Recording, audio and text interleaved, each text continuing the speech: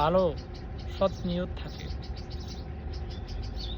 আল্লাহ সুবহানাহু ওয়া তাআলা কোরআনে কারীমে ইরশাদ করেছেন, হুয়াল্লাযী জাআলা লাকুমুল আরদা যালুলান ফামশু ফি মানাকিবিহা ওয়া কুলু মির রিজকিহি।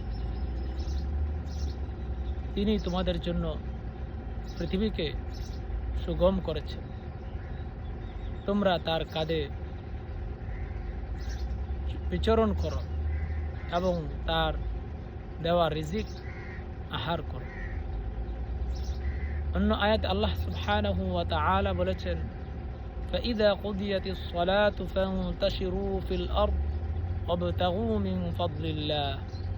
যখন নামাজ সমাপ্ত হবে, শেষ হবে, তোমরা জমিনে ছড়িয়ে পড়ো আর আল্লাহর অনুগ্রহ তালাশ করো।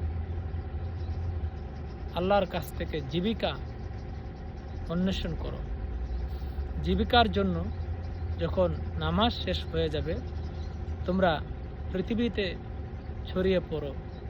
যার যার ব্যবসা বাণিজ্য, শিল্প কারখানা, কৃষি এবং যার যেই বৈধ পেশা, তাতে তোমরা ব্যস্ত হয়ে পড়ো, জীবিকা অন্বেষণ করো।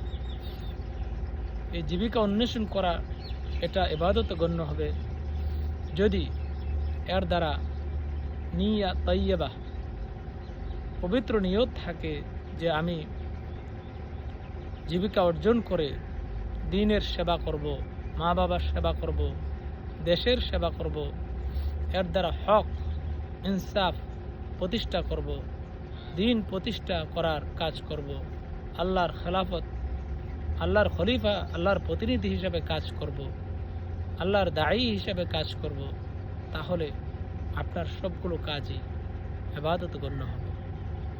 তবে শর্ত যেন আপনার কাজগুলো আল্লাহর ইতাআত থেকে আপনাকে ফিরিয়ে না রাখে। আল্লাহ সুবহানাহু ওয়া তাআলা রুওয়াদুল মাসাজিদ, যারা মসজিদ পরিচালনা করে, তাদের প্রশংসা করতে যে বলেছেন, ফি বুয়ুতিন আযিনাল্লাহু আন তুরফা ওয়া ইউযকারা ফীহা ইসমুহু ইউসাব্বিহু লাহু ফীহা বিল গুদুওয়ি ওয়াল আসাল। আল্লাহ তাআলা যেসব গৃহ, যেসব ঘরে মর্যাদা উচ্চ